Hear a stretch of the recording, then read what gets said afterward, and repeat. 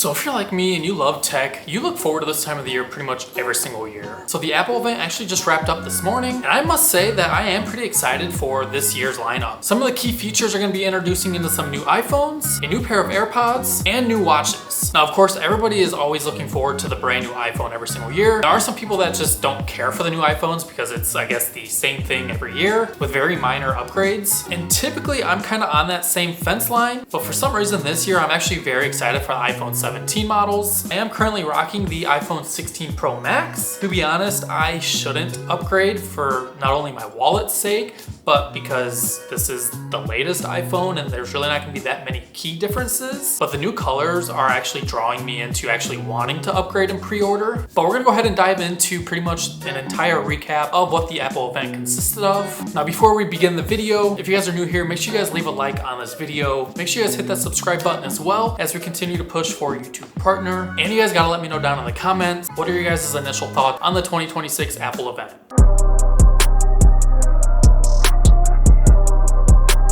So we're gonna go ahead and get all the boring details out of the way first, and we're gonna start with the AirPods. So Apple is dropping the AirPod Pro 3s. I personally don't use AirPods, to be honest. I don't really even wear headphones and listen to music or podcasts or anything like that. Even when I'm at the gym, it's something like, I know it's weird. I've never been that way. So AirPods don't really make a difference to me, especially the AirPod Pro 3s, because I don't like the silicone tips that come on these headphones. They just don't fit right in my ear, and they don't feel comfortable, I guess. I definitely like the older AirPods, the other models that are just the all plastic, because they actually stay in my ear a lot better. They're more comfortable. But within the AirPod Pro 3s, you're getting a whole new type of hearing aid feature. They quote that these are gonna be the best fitting AirPods yet, making improvements in their, of course, sound quality, which I would hope, especially if you're dropping yet again another type of AirPod. You'll be able to have live translation. You're gonna have a heart rate sensor inside of these, which I don't really understand how that works, but I'm assuming it's good to have, I guess. Better to have than not have. You have up to 8 hours of active noise cancellation, up to 10 hours transparency with hearing aid. These are dust and water resistant,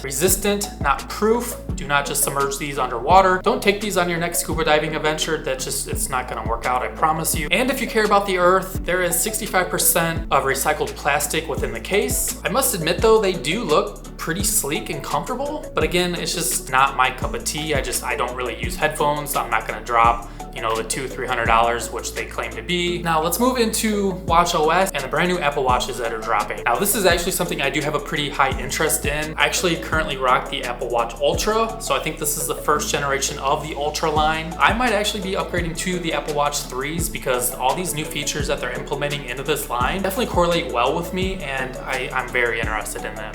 So of course you're gonna have on-device Siri. You'll have the always-on display. On the non-Ultra series, these will actually be made out of 100% recycled aluminum, not aluminium. We're not weird. The glass will actually be 4 times more crack resistant. And one of the features that I'm actually very interested in, especially with my high blood pressure and my heart issue that I have, you can actually track your vitals and actually be able to track your blood pressure. And if you're someone with sleep apnea, there's actually a way to track your sleep that'll give you alerts regarding your sleep apnea. And I personally don't, but if you sleep with your watch on, you'll be able to get your sleep results. It's all packed in with the S10 chip, and they're actually dropping a couple new colors, which I actually thoroughly enjoy. So the Apple Series 11, they're gonna be starting around the $399 range, and the Ultra 3 series is gonna be starting around the $799 range, and then the SE 3s are gonna be around the $250 range. So to be honest, the watch lineup is definitely looking pretty good for this year, with a lot of different options, which are pretty much gonna fit all of your guys' needs. So now we're actually gonna talk about the iPhone 17 Air. Now personally, I love having the Pro Max models just because I like the size of it. It fits in my hand pretty well. I have decently sized hands, so I personally won't be getting the iPhone 17 Air, but it does catch my interest significantly to where if there wasn't a Pro Max model, I would easily be getting the 17 Air. It's claimed to be their thinnest iPhone yet, which I personally love thin phones. If I could rock my 16 Pro Max or pretty much any other phone I have caseless for its entire life,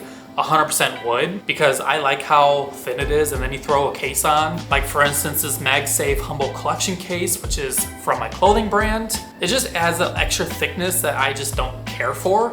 And I personally just like how a naked phone feels in your hand. I mean, everything naked feels great in your hands. But the 17 Air is gonna be packed with the A19 Pro chip. You get 4 different colors, which honestly look like the standard 4 colors from all the other iPhone models. But it is packed with the 48 megapixel Fusion camera system, which is awesome. We love camera upgrades. The screen is now packed with a 3-time scratch resistant shield, which they call their Ceramic Shield 2. There's also the Ceramic Shield on the back of the phone, which is gonna be up to 4 times scratch resistant. I'm pretty sure I just had an aneurysm trying to say that in one take. Of course, it's gonna be jam-packed with Apple Intelligence, which, to be honest, if you're not just using ChatGPT, what are you doing? These are actually gonna be made out of 80% recycled titanium, claiming up to all-day battery life, which that's kind of a weird take to implement because everybody uses their phone differently. Some more than others. Some don't charge their phones. Some charge them on shitty battery packs. Like, it's kind of hard to claim that you're gonna have all-day battery life because not everybody utilizes their phone the same way. You'll have up to a 120 hertz screen resolution, and you're gonna have a 6.5-inch Super Retina display. Now again, I like these just because of how thin they are. I don't really care about the colors, but the 48 megapixel camera, the thinness, and just how powerful they're gonna be definitely is catching my interest. So if you're somebody who doesn't really care about having the largest screen, definitely would be skipping the other models for the Air. Now, let's start talking about the iPhone 16 Pros, which also includes the Pro Max. We're getting 3 colorways this year. They're actually dropping. It looks like they're space black color. It looks like we're getting like that natural titanium colorway back with a deep blue colorway and the sick cosmic orange color, which is probably gonna be the one that I personally order just because it stands out and it's just loud. And again, if I'm going caseless, everybody's gonna be like, whoa, whose phone is that? What phone is that? Everybody's gonna just notice how cool that phone is and just wanna talk to me and be my friend because I have the cool brand new iPhone. I'm now the cool kid in town. Now the cameras are gonna have up to 8 times Fusion telephoto lens. You'll be able to shoot in ProRes RAW, packed with Apple Intelligence. Inside of it's gonna be the A19 Pro chip, again, claiming to be their best battery life ever. Again, the 48 megapixel Pro Fusion cameras. Just like the Air, you got that Ceramic Shield front, Ceramic Shield 2 on the front, which makes it 3 times more scratch resistant.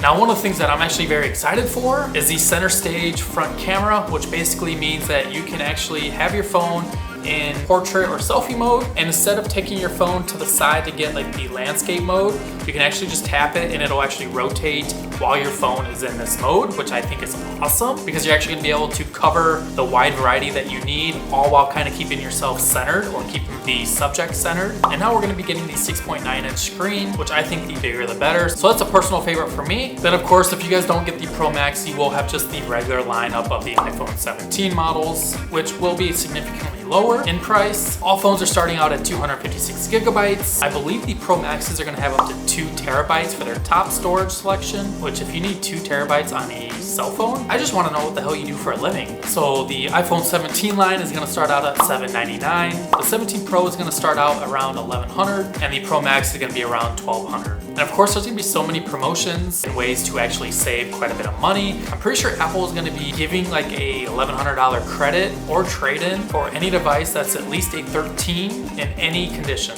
And pre-orders are actually gonna be going live this Friday, which is the 12th, with the actual phones dropping in stores on the 19th. And I've actually been running iOS 26 beta for a few months now, and I've actually been loving it. And I always forget that it's not released to public yet. I'm still on the developer beta. But for those who aren't on iOS 26, you can see that actually going live to public on September 15th. Now, unfortunately, I was actually looking forward to seeing some iPad rumors, but there was none. I currently have the iPad Air 4th generation, I believe. This thing is a honky. I mean, I don't use this. To be honest, I use this as my son's baby monitor. When I bought this, I was using it for my clothing company, Humble Collection. If you haven't checked it out, links will be down in the description. We're actually getting ready to launch our 3rd drop very soon. We still actually have some A-frame hats still available. Low quantity, but we do have some left over. Selfish plug right there. Check the link down below. But yeah, I was running everything from logistics to manufacturers to notes, everything like that off of this iPad. But this isn't something I can just bring with me on the go. So I regret getting the size of the 4th generation. I really wish I would have got the iPad mini. So I was actually looking forward to getting some sort of iPad news, which obviously didn't happen. So that's pretty much everything that was covered in the 2026 Apple event. I'm hoping I covered everything significant that you guys might have an interest interest in. And like I said, if you guys are new here, do me a favor, hit that like button. Make sure you guys hit that subscribe button because we are closing in on being a YouTube partner, which has been a lifelong dream of mine. Let me know down in the comments, what are you guys mostly looking forward to for this new drop? If there's anything you wish would be dropping. And I gotta know, what phone do you currently have and will you be upgrading to the new iPhones this year? Thank you guys so much for watching. We'll catch you guys in the next one.